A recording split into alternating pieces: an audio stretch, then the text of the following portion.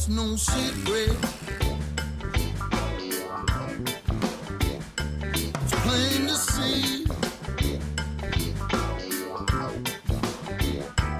I love you, and you love me. We're gonna let a few people file in. We're gonna give it 1 to 2 minutes, and then we're gonna get our show It's started. no secret. Thanks for being here with us. You know it's true. You love me.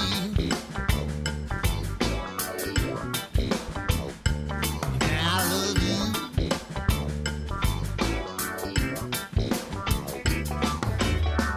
The only time we seem to meet is in the middle of the night.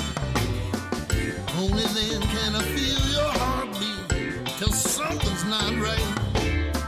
Together I see you and me, always and all time. But not everyone would agree. To them it's a crime. It's no secret. It's plain to see. Yes, I love You you. guys want to share this out to your followers, share it out to the world. And you love me. And it's no secret. You know it's true. You love me. Yes, I love you.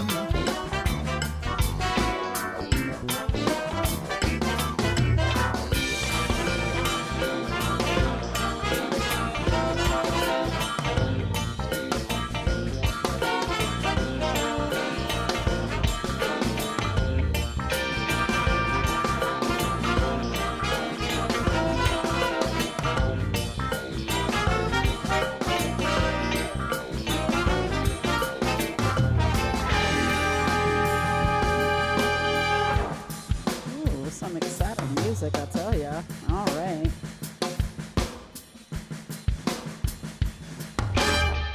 Each day I think of you, looking for some sign that you feel the same way too. And I know The only you're song I like mine. by Wade Bott, actually. It's the only one I can get into.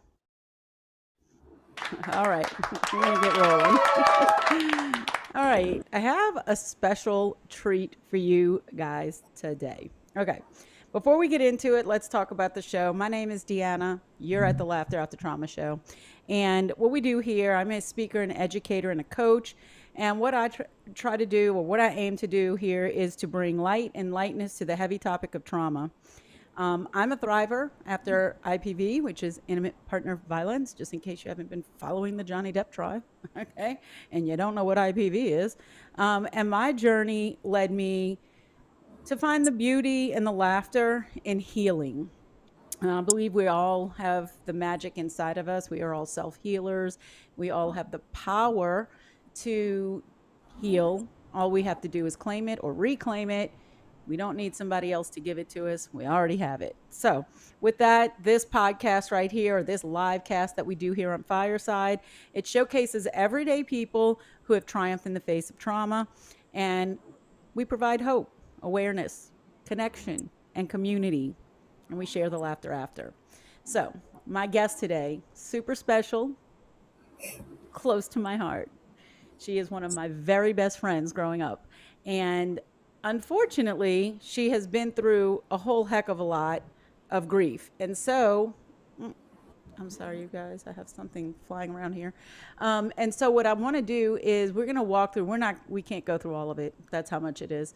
But what we're going to do is I'm going to bring her up to stage to talk about this, because really she has become someone who is a resource for people who have experienced loss and are recovering and healing from that loss.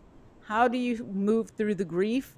Some of the good stuff, bad stuff, the messy stuff, when you are trying to work through those types of situations. So, without further ado, I am going to bring Melissa up to camera and we are going to get started. Okay. Hey! Hello, Oh, I'm so excited. me. Okay. Oh, it's so fun because we get to see each other instead of just talking on the phone. I I mean, we know. could we could FaceTime, I guess. But anyway, Yeah. bygones. All right. So I know you. Not everybody here knows you. So let's just let people kind of get to know you. Tell us where you're from, where you're living, a little bit about family, whatnot, what's going on in your world. Okay. Well, I am from New Orleans. I'm supposed to be 54 years old, according to you. But now I live in Bellingham, Washington, and in a very healthy, stable, wonderful relationship with a guy that I met here. And Awesome. And I met him too. He's pretty cool. yeah, he's pretty cool. Good guy. He made her a mixer out of power tools. I'm just saying. Can't get cooler than that, You can't get you cooler than know? that.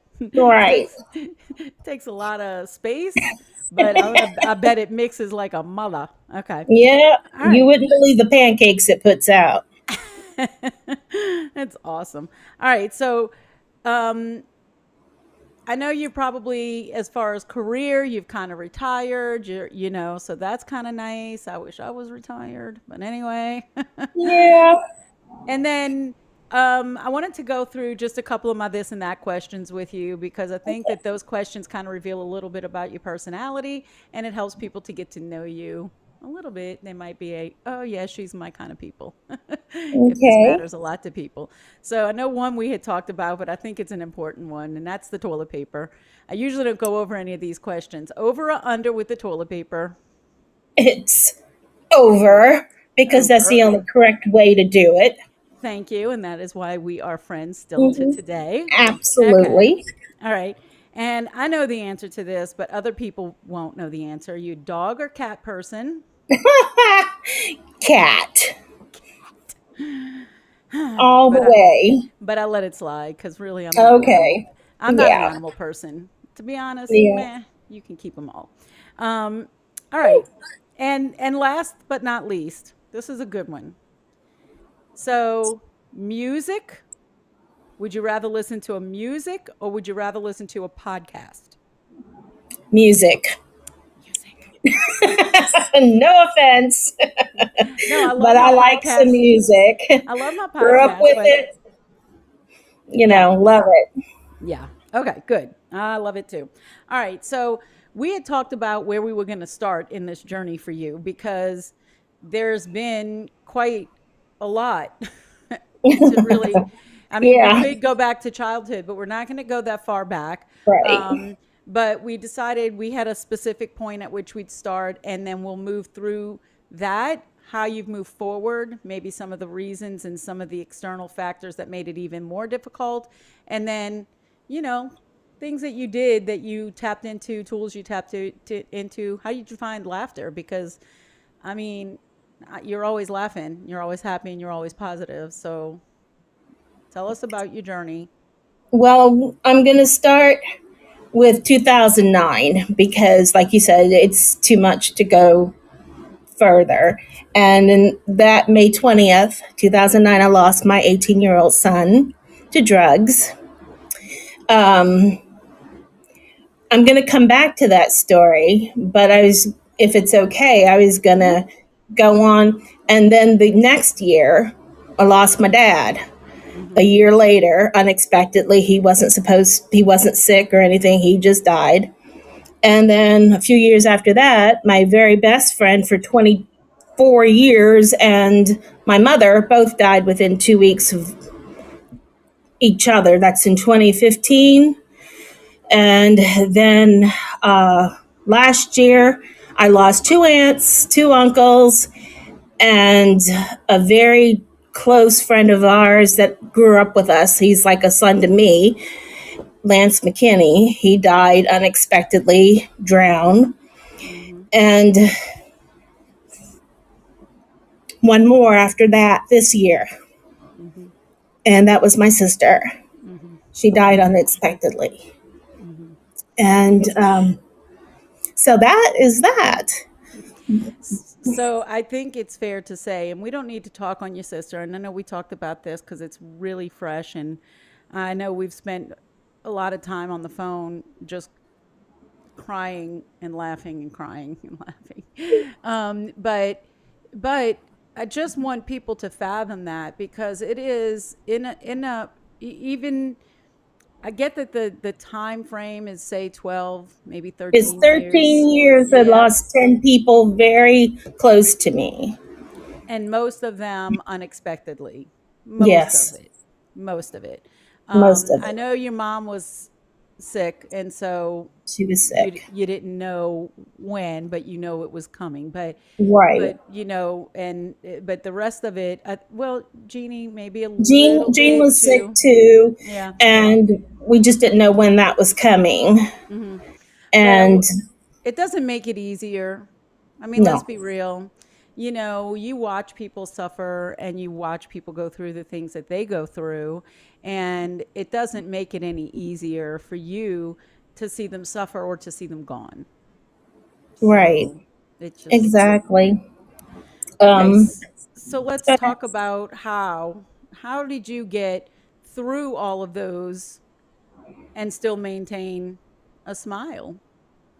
well, with Jeremy, my son, honestly, at first I didn't think I was going to make it through that because he was doing so well, and it was very shocking, when he did relapse and then die to one time relapse. And, Hmm. he had been sober for 80 days.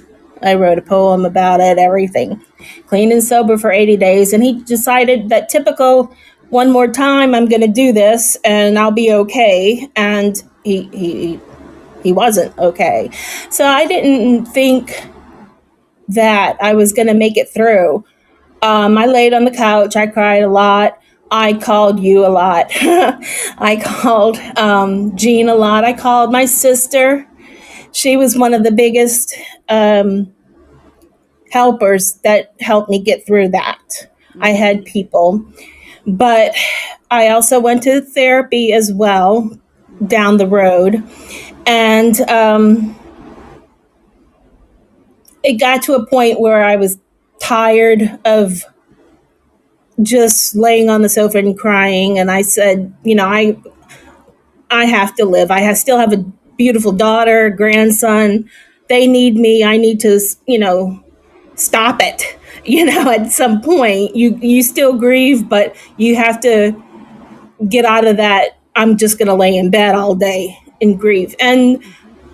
believe it or not, one of the things that helped me were the on Facebook, the memes or the affirmations of positivity.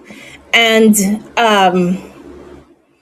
reading those every day, believe it or not, as silly as that sounds, that helped me get a better frame of mind.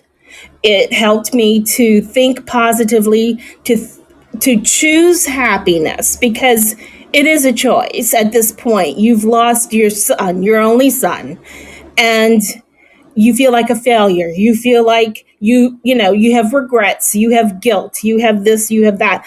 So it's a choice. It's a choice to get better, even though you still may cry.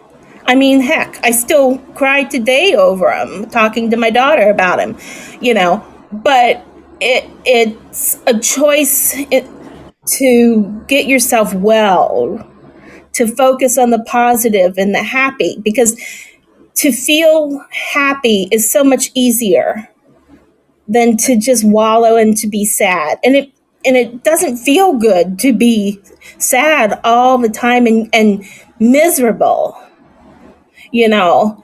Um, So it looked like, that energy is already draining in a draining situation. yes, And absolutely. I don't think there's a time limit, or I don't think there is um, a one size fits all when it comes to the grieving process. No. And I was talking, I don't remember who I was talking to, and it was probably Amy. They lost someone close to them through her work, and she's been working with this company for 30 years, and his son died. And so she's known this kid since he was two, Oh, yeah. and and it's difficult in more than one ways because you feel like a life was cut so short, they were so young, that your child, you're always like, Have they're them gonna forever. outlast you, Right. right? They're gonna outlast you. You're not gonna see the end of that. Yeah. And go ahead, you were gonna say What something. I was going to say is that when I used to host grief sessions and grief counseling sessions, I always started off by saying there's a word for when someone loses a husband or when someone loses a wife, they are a widow or a widower. But Hmm. there is no word in the English language for when you lose a child because it is so unthinkable that we don't have a word for that. Hmm. And you just expect to have them, Right. you know? So let me ask you something because you talked about the memes. And so, like, for me, I try to share positivity. I have some text loops that I put people into, and, like maybe share a Monday, um, positive Mhm. inspiration on Mondays because Mondays get a bad rap, and I feel like it's just a day of the week. Stop giving Monday a bad rap. You've been so mean to Right. Monday. Don't be mean to Monday. Wait till Anyway, you retire. They're all Mondays, they're all Saturdays. But anyway, right. So I try to send that out, but you don't know the impact that you're having on somebody when you do stuff like that, right? Like, it's not absolutely. every single post ever, but you don't know that what anybody's going through that might come across what you're sharing. And Exactly. so I find that, like when we're talking to people here, keep your social media upbeat and positive and upbuilding. Mhm. That's not to say that you can't post real things when every day is not a great day, Right. but you can always share inspiration, Right. even on a bad day. And Exactly.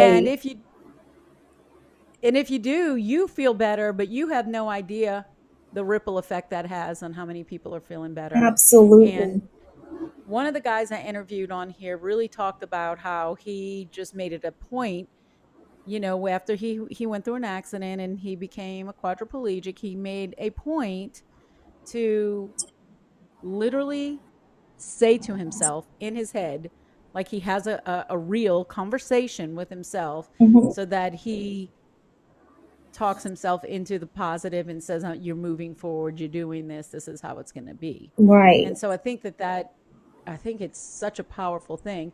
Now, I didn't realize that you kind of conducted grief counseling sessions. So was that cathartic for you? Was that a healing part of the process? Was it It helpful? was the Baton Rouge coroner's office had asked me because I worked with them on my son's case. It was a little intricate there for a while, but they had asked me because there have been so many overdoses in Baton Rouge, Louisiana, that they would like me to host a group of fathers and mothers who have lost their children to overdose. And yeah, I did that for about a year, a little over a year, every week, and I just let people talk. And it was cathartic. Sometimes I'd cry all the way home, Mm-hmm. but it still was helpful to be able to help others see that it gets easier. I'm not going to say better or anything else, but it gets easier, it gets different. And it was cathartic for me. It helped me. I did that. And I also started a foundation for a long while, where we helped individuals get the help if they wanted it for addictions. And that was very Right. cathartic for many, many, many years. Right. So do you feel like, or would it be fair to say that, um, pouring into other people and feeling like you could take this mess and turn it into a bit of a message and something of a passion, that was also something that helped you move through some of the grieving Absolutely. process. Absolutely. You know, I had the honor to testify in writing before Congress on a bill that was being passed on the drug situation. And I was able to be interviewed in other magazines and other stations. And it helped me to talk about this because I didn't know anything about pills and overdose before Jeremy. I mean, I just didn't know. And when you don't know, you don't know. And you don't even know what to ask or what to Mm. look for. And so doing this helped me to learn, and it helped me to help other people whose children might be going through the same thing. And what I did, what I didn't do, my what I felt were my mistakes, what I felt, you know, and it did help very much so. And So let me ask. mhm, go ahead. No, go ahead. Finish what you were going to say. I forgot. Okay. So here's the question then. So in all of this, um, how long between when Jeremy passed away to when you started helping with the group counseling and really advocating with the foundation and everything else? How long of a gap? Well, honestly, one thing I want to mention real quick is our family is a little bit morbid. So we have a morbid sense of humor. So I don't know if you remember, but at the funeral, I was giving the talk for Jeremy, and one thing Jeremy and I had talked about before he died was we wanted to start the foundation together, but his big deal was don't name it after me.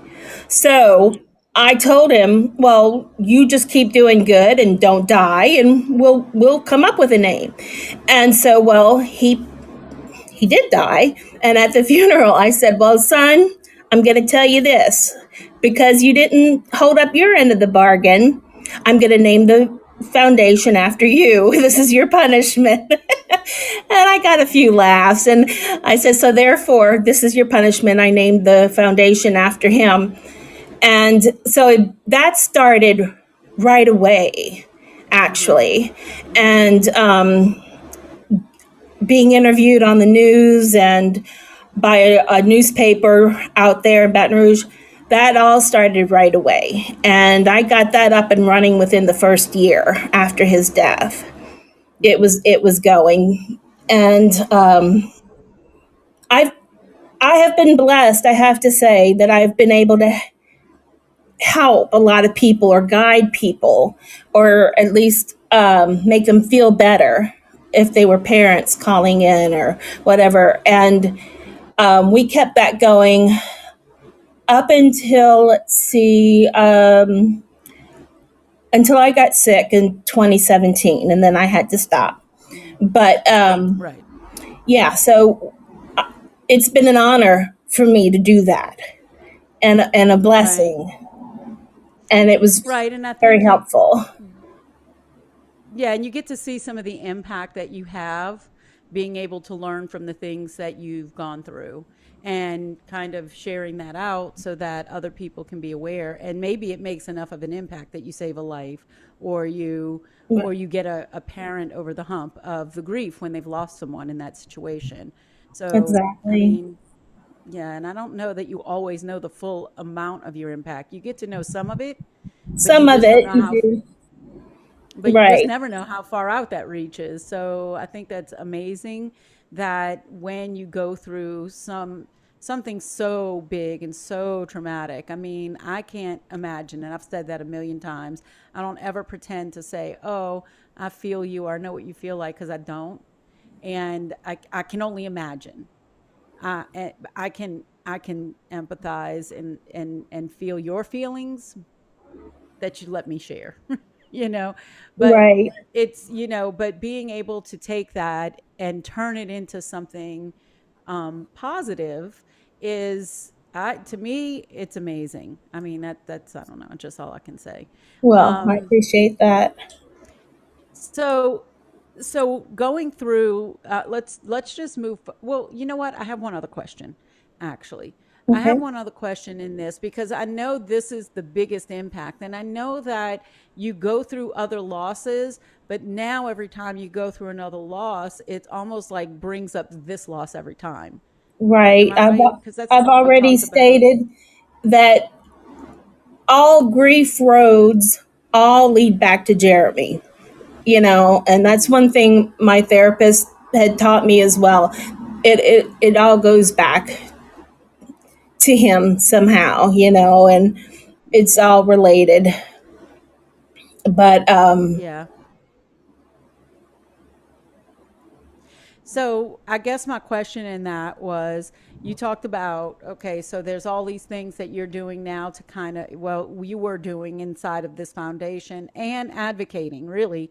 And some of the things, even in the grief counseling sessions, you talked about the things that you felt like were mistakes you made or things you didn't know that if you had known, maybe you would have handled something differently.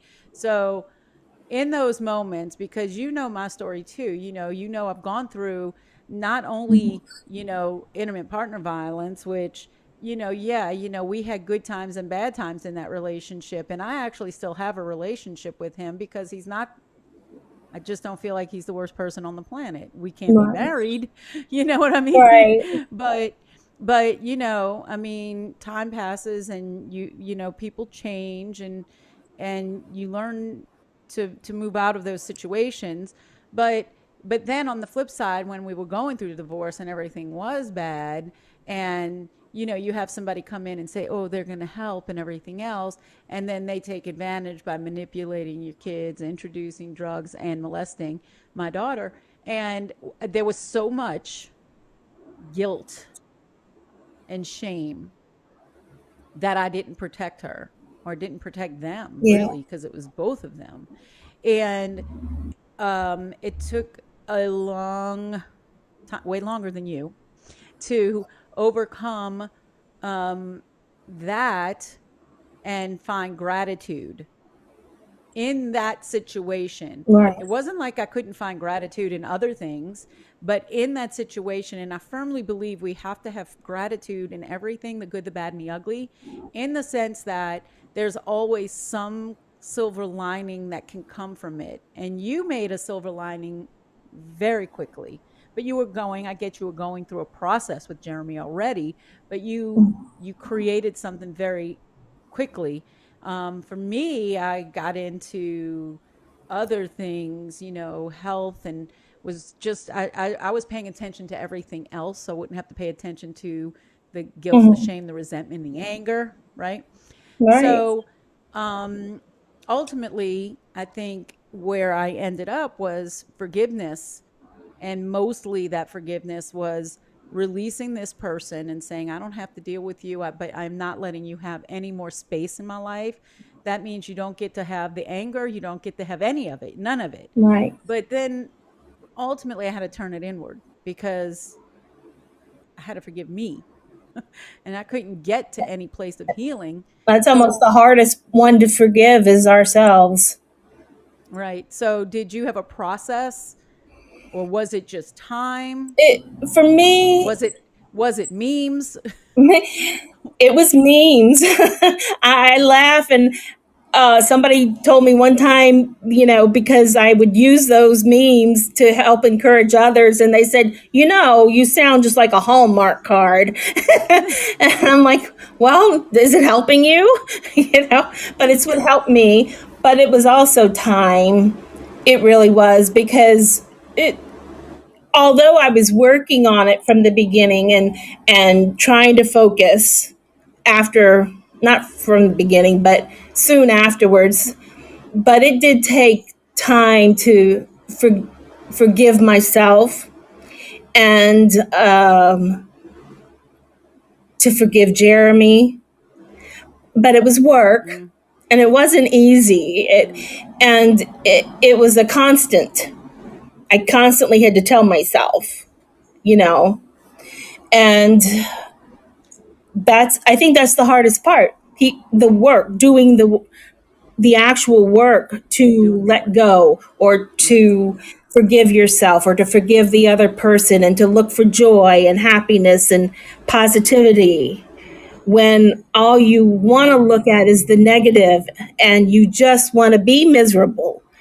But you can't keep doing that and living a productive life. Right. So it's work and it's a mindset. You have to put it in your mind and focus on it all the time. Even to this day, I still have to, you know, Yeah. yeah, W- Yeah. Yeah, because it doesn't ever no. really go away. And like you said, you're not going to sit here and say it gets better. You said it gets easier. And it gets So the different load as is a well. little lighter and it gets different. Yeah, and it gets different. Okay, I can see that. I It, can see it that. gets I different can because you relate to still that have part. Y- the void will always be there. That absence of that mhm, person will always be there. mhm. So, but it does get different. Yeah. Yeah. So, and then with that, I think that people can appreciate where you talk about mindset. And I like what you were saying because, when you tapped into these positive affirmations or these different things, um, you actually took them to heart. So you looked at it and you said, okay, you know what? That says something to me. And if I say that to myself and I can believe that about me or Mhm. for me, then I can start to change. I can start to change the way I'm seeing things. Right. And I think that that's huge. That is something that people need to understand. I'm getting ready to run a 21-day mirror work challenge. And I don't know if you've ever done any of that stuff in the mirror, but looking at yourself in the mirror and saying, I love you is probably one of the hardest things you'll ever do. You know? Absolutely. And I have done that with the help of a therapist, and it's not easy at first to believe Right. it. You know, Right. you Mm-hmm. it, that's you can say it sometimes all you want, but to deep down and believe it is a Right. different thing, and that's the mindset that you have to work to change. You know, and one of to go back to those memes, one of the best things I did to learn how to look at joy every day, even if it's this big, was every day you take a piece of paper, write on something that was joyful or that you were grateful for that day, fold it, put it in a thing, do it for a year, and then go back and read it and Ah, I love it. read them all on the first day of the new year. And that was one of the biggest things that helped me to look to train myself to look for that joy that day, even if I had been crying all day long. What there is something in Mm-hmm. that day that you are at least a little bit grateful for or a little bit joyful for. And then that Okay. really that really made a big difference for me. Yeah, and you know what? I love that because so right, again, we're coming back to gratitude or finding the joy even in the little things. There's a girl who does a show on here. It's a year of gratitude, and she specifically comes on and says, "Here's the crappy thing that happened to me today, and here's the joy I found in that." So she's Oh, not even looking for, that's but good. you do you yeah, you do, but I agree with you. When you're in a place like she's not in the same place as you, but she did have a really bad accident and she decided that it had kind of traumatized her enough and she had some other health issues that she decided, look, I'm not focusing on that. I'm focusing on this. Anything Right. that happens, I don't care if it happens, I'm going to find a way to turn it around. And she has said, she's talked about how amazing the year has been just because the energy that she's putting into that is actually going out into the world. And so stuff is coming back to her, Yeah. and I think that is so powerful. But I like the fact that you did it for a year and never looked at it. Like I've kept a gratitude journal and you can Hmm. kind of look back and see, but taking that and doing it, you put it in something and you just fold it up and put it away. And then you don't even know the Yeah. dates. You just pull things out and read them. I think that's really cool. That had to It be a was it really was great really wonderful. I did it several years, and then I moved and forgot for a little while. But those years that I did it, forgive the brain, but it it was Yeah, but I bet it you really do did it help. still. I bet you still do I it without do. writing it. You probably Yeah, still I do just it. don't Yeah. write it Yeah. anymore, but I still look to what little joy did I find today, or what big joy did I find today. But I do look for the And positive, and people wonder, how can you be so positive? You live in a fake world. No, I don't. I know what's going on in the world, but I choose to be happy, even though I'm greatly sad sometimes. But all in all, I'd rather feel the happiness and the positivity. Not to sound like Pollyanna, because by no means, I'm not, but life is easier that way for me. yeah, absolutely. For Right. me. And I mean, it makes sense, to see it that way. It would be. I know it was probably hard at first for you to find a gratitude every day, but the more that you did it, did you realize that your mind just started going to those things? Like now I know I got to find it. That's a good question. Like you said, you started looking for At it. first I was had to look for it, and it was like doing some work, working at it. Then after a few years, it became just part of who I was. It, Right. Like, did something yeah, happen during the day after a while and you go, oh, look, that's the thing. That's the thing today. This is the gratitude or this is the joy. it, it actually became where again, it sounds a little Pollyanna ish when I say it out loud. It became just a part of me to be happy, to be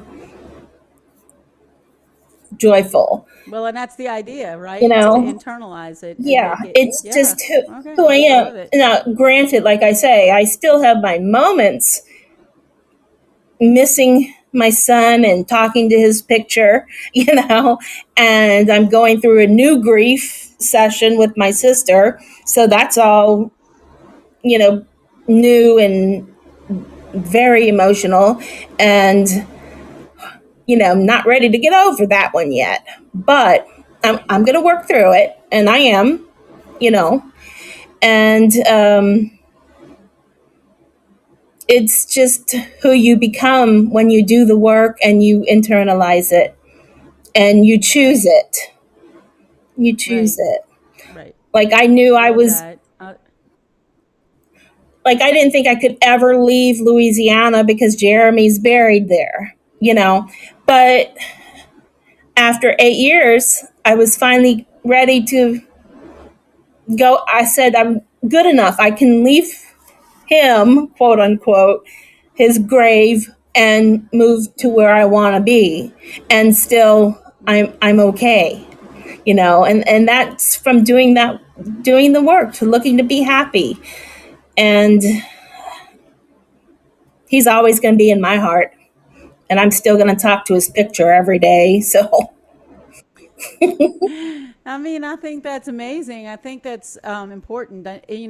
Interestingly, I met a girl who she's our age, but when she was young, as a young child, she was molested, and she keeps a picture of herself on her desk. And whenever she's feeling some sort of way, she actually talks to her picture and says, you know what? It's okay. You don't have to worry about that. Remember, we put that down. yeah, And I love you, and she talks to her childhood self. You do that in therapy, but she does it in this picture. So I think people underestimate the power of us talking out loud. I don't care if it's to yourself, if it's to a picture, whatever it is. I think we underestimate the power of what that activates in our brain and in our psyche and in Right. our subconscious, I think because it that's where all definitely this work has to changes. happen. Right. I think it definitely changes your mindset. You know, it it does. And the more you do it, the more your mindset changes. And it helps Hmm. you in all situations, you know. Right.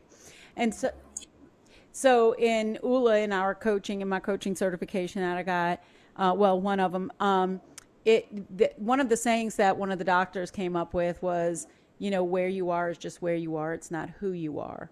And I think that sometimes people tend to identify themselves as whatever it is they're going through. And if you make that part of your identity, Hmm. then it's very difficult to change your identity. That's true. But if you right, so and that's why internalizing some things, but if you make the joy your identity, then when Hmm. you encounter this type of thing, which we're all going to go through, right, at any given point, it's not like Right. none of us escape going through this type of grief. You've just had it piled on so much compared to, I think, other people who have gone through things. And so, but when you go and decide and internalize joy and internalize gratitude, I think as those come up, it's not that it's easier, it's that you're able to process through them differently because you know how you're going to handle it. Right. Does that make Yeah, it sense? absolutely does. Yeah, because it becomes part of you. Then you're not focusing on the negative. Now again, at the beginning, I wasn't all joy and roses, as you well know. Many nights I called Right. you, sobbing my eyeballs out, not wanting to hear anything. But that was in the beginning, and I was Right. blessed to have few people that listened to me at midnight and 1 o'clock in the morning and helped, you know. And Right. one Right. of the things I was trying to remember, my hero Anne Frank from not she said this is one thing that helps me to this day. She says, I don't think of all the misery, but I think of all the beauty that still remains. And she went Mm, through the German concentration camps, died there. But that's how she viewed life even still. She doesn't look at all the misery, but the beauty. And right. I try to do that. Sometimes I fail, you know, and sometimes I fail big time, but that's what I like to focus on. That quote really helped me, you know, Right. because misery And is I would harder than happiness. It actually is. and I would yeah. And I would say that you've succeeded more than you failed. Would you agree? I think so. Yeah. There are times, I think so. you know, I think but yeah, because I think the overall is that you've come out of this successful because you've made a choice to. yeah. And so I feel like it outweighs. I'm not saying count the days and let's see how many times you gave in and how many times you Right. overcame. But what I'm saying is that because your overall decision is to be joyful, you've won. You've already won, regardless of the times that you feel your feelings. That's okay, Mhm. right? Because you're not living there. And so I think that's incredible. I just think the outlook in the process and the way that you've approached it is pretty amazing. Look, I know we have some people in the audience, and I'm going to keep talking, but I want you guys to come up and participate, ask questions, or share. Amy's down here, and I mean, she knows you. She can come up and talk. Trinity's down here, and he's actually a therapist, so he might have some words. I don't know. I hope he jumps up. And then Mary's also in the audience, who is a fellow coach. So if you guys want to come up, look, just hit the little plus sign up here underneath our names, and you can ask yourself to speak or whatever. So, however it works, I don't know. Just invite yourself up to the stage and come chat with us. Anyway, so Melissa, the other thing is, so we've gone through all of this, but I wanted to talk one little section, and that Okay. was because your dad's passing was really close to Jeremy in terms of having to go through a grieving process, because a year of one sudden death and then another sudden death is I don't know. So tell me how did that impact you? Well, I'll start from the beginning. My mom was diagnosed with this terrible cancer, and it was going to be terminal. So, we didn't know how long she had or whatever. But the morning my dad died, my sister called me. Well, she never calls in the morning. And so I answered the phone. She goes, Melissa, I need you to sit down. I need you to listen to me, because I was still Mm-hmm. in deep grief for Jeremy at this point, too. And she goes, Pop died. And I immediately said, What? Mom died already? Because I was not expecting my dad to die. He wasn't, there was nothing wrong with him. you know Mm-hmm. he just had a heart attack and died. And she goes, no, listen to me, Pop died. And it was terrible, because Pop was one of those that listened to me. I'd call him every Sunday, and he just let me talk about Jeremy or cry. And he didn't know what to say. My dad, Marine, tough guy, but really a big softy inside. Right, And right. I called him every Sunday, especially after Jeremy died, and we just talked, and I could say anything. And um, he would send me pictures of Jeremy that he had, you know, and he just meant so much. And he was gone just like that. Yeah. Didn't even get to say goodbye. And he was a great guy. So yeah, he And he was. was a I good dad. You remember. remember him. I do. And the funny thing is, so I obviously have more memories of your mom, but it was because she was the vocal, outgoing, the one who was always involved in everything, right? Right. But what I do remember is your dad always being around and just like kind of putting up with everything. Yep. And then laughing, because I feel like he Yep. laughed at everything, and I and British comedies. That's what I Yes. remember. Faulty Towers. Yes, All the towers, I absolutely. know, so much fun. Hmm. um but I get it, but here's the other question then. In this, one of the other things that I feel like I've heard over and over again is having like some really good core support. Like, I do understand that a lot of stuff you do have to just kind of go through on your own and do Yeah. the work. But when you need somebody to lean on, or to just listen without saying a word and no judgment, just to be there, you had a core group of people around you that were there for you and you were able to, tap into that. Would you say Yep. that I that was a had, big part of the healing process too? oh my gosh, yes. My daughter was there, but she was also doing her grieving a lot. So I didn't purposely put any extra on her of mine. I probably did, but I didn't purposely do that. And I had my dad, and I had Jean, my best friend, and I had you, and I had my sister. I would say that was my core group. Right. And Yeah. I was so thankful for you guys, everybody.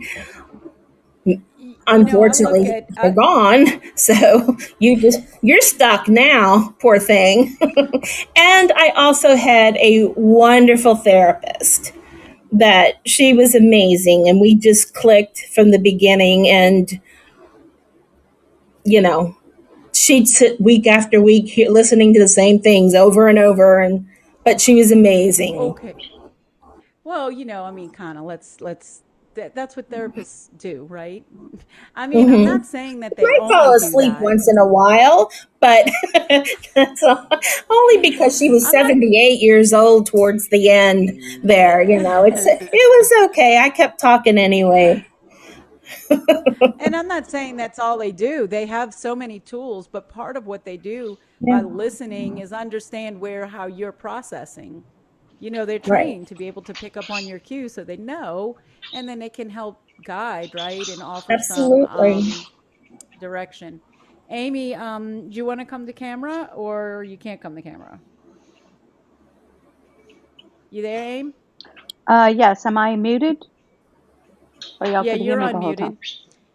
Yeah, we I can can hear hear you and you. your I can birds. come to camera. I'm not looking any kind of nice, but I can come to camera, I guess. Y'all So look so made who up and cares? pretty.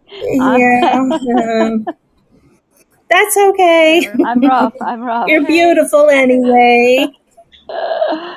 I was just coming up to say hey because I haven't seen you in forever. I know. It has been a it's like a long time. reunion. So I really don't have any Yeah. questions, Okay, well, but I'm glad to see you. I just wanted to say I mean, hey and I admire you. Amy, do you Thank you. yeah, do you think like some of this stuff that you've heard tonight is stuff that you can keep like in the vault for some of the things that you're going through right now? And I don't want to talk about it because I know it's fresh, but just to have some stuff, especially for Chris, for you boss or and his family, to say, hey, um, you know, don't negate, don't rule out grief counseling. Don't rule out like maybe even for work. And then Yeah. Yeah, I mean, for sure, I know for a fact that that remembering memories that are good are beneficial, and that's why you can laugh and then cry all at the same time. All at the same Um, time. yeah, because there are plenty things that touch your life, even though the person is not here anymore. And so, um, yeah, and the positivity. I love positive quotes too, Melissa. I love those because it puts They you in have. a frame of mind that is genuinely feeling good. And Yes. so, yeah, I do that too. I love that. So, Yeah. I always felt silly for that, but for me, it is truly, it's what helped. It helps so much. It still helps. I've been posting a few more lately because of, Mary's passing. So it's what I do, what I need, and what helps me. yeah, And talking about them, and also people talking about, let's say, Jeremy.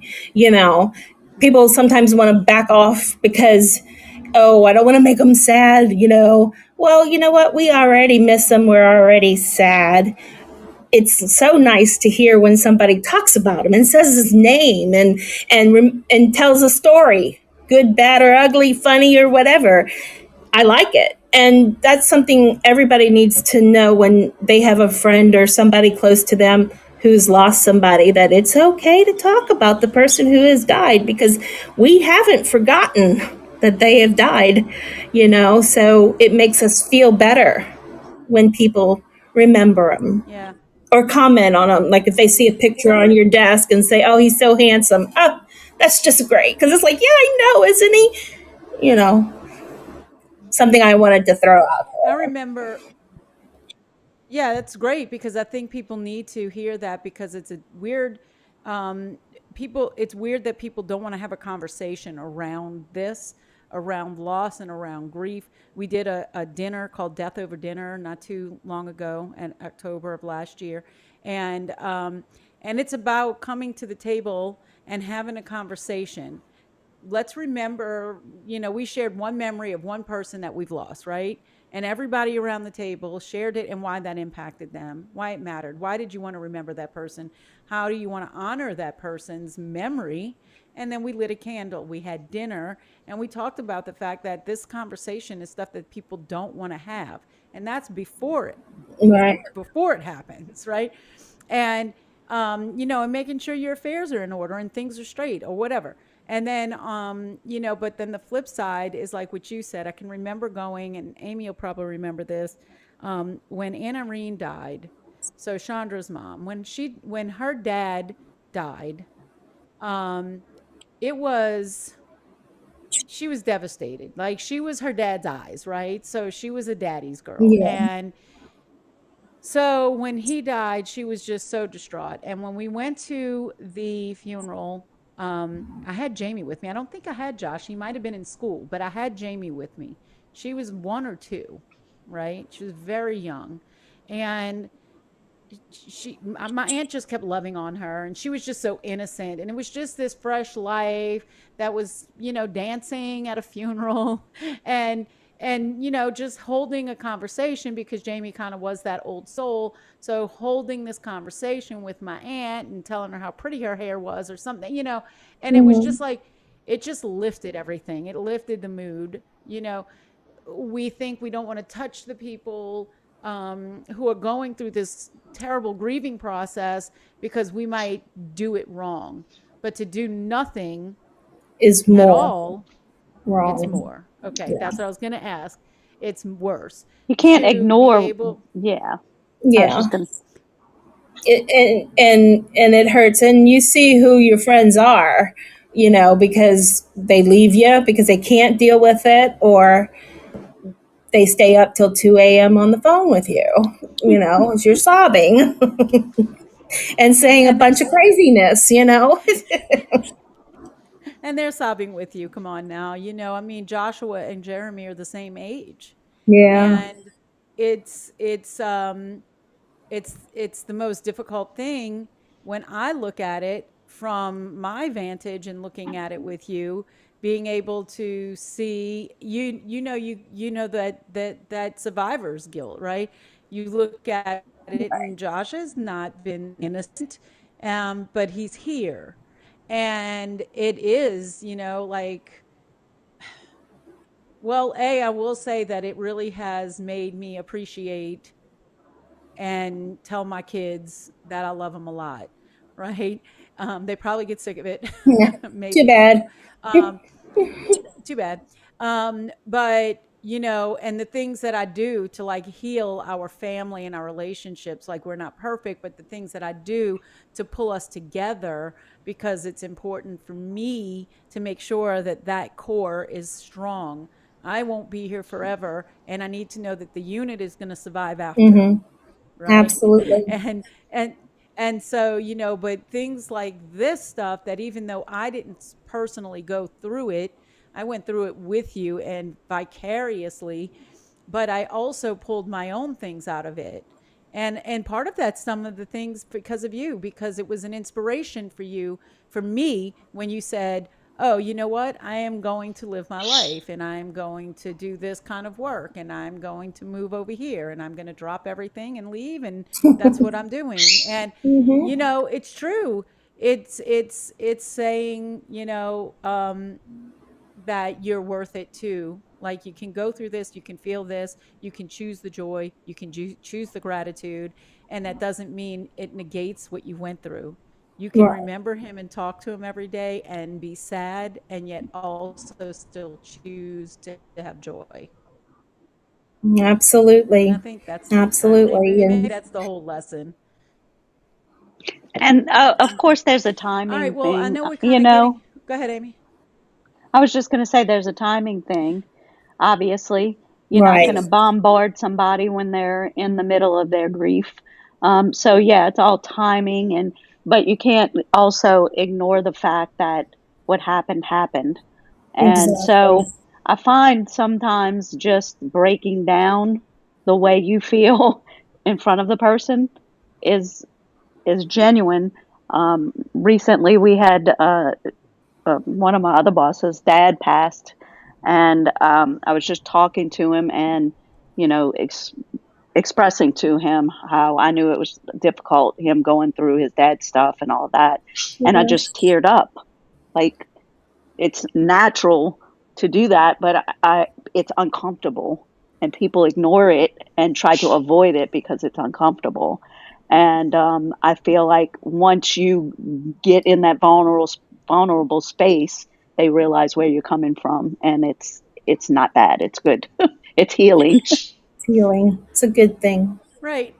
Right. And I don't think it's, I think, I don't think it's, you can correct me if I'm wrong, Melissa, but if I'm sitting on the phone with you and I start crying about Jeremy, or I start crying about Mary, or your mom, I mean, obviously, it's not because I want to make you cry, but I feel like just a couple of weeks ago, I'm like, now I've got you crying again on the phone because it's but I don't think it's, like Amy said, it's not wrong to show that we actually care enough to feel what Yeah. you feel and feel our feelings about what you're feeling, or the people, because we know each other well enough, so anyway, I just don't think there's a wrong way of doing it. What's wrong is doing nothing, I think. Absolutely. I think you're right about that, you know, Yeah. Yeah. and All right. you might Well, be I up a don't few know. more nights with me, but Yeah. we'll And we'll get through this. I'm all about it. I'm okay with it.